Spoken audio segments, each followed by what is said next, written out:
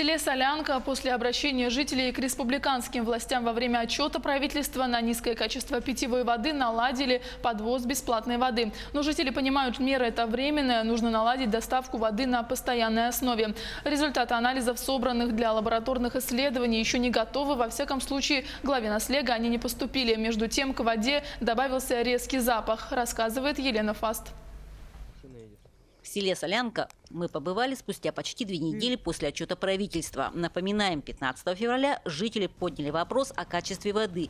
Меры были приняты незамедлительно. В тот же вечер по этому вопросу, значит, с главой района Харбином Николаем Николаевичем этот вопрос был отработан. И с 16 февраля, значит, подвоз воды был обеспечен с города Алекминска, именно с водоканала. Там же прозвучало обращение с просьбой отвести ветку от строящегося водозабора для нужд подрядных организаций «Газпром», только уже для жителей села. Конечно, это бы было очень хорошо. Если бы был свой водопровод, никаких проблем бы не было. Зимой там как возили бы там водовозкой или как-то, а вот чтобы летом хотя бы у нас была чистая вода. Назрела необходимость в строительстве локального водопровода. Проектно-сметная документация готова.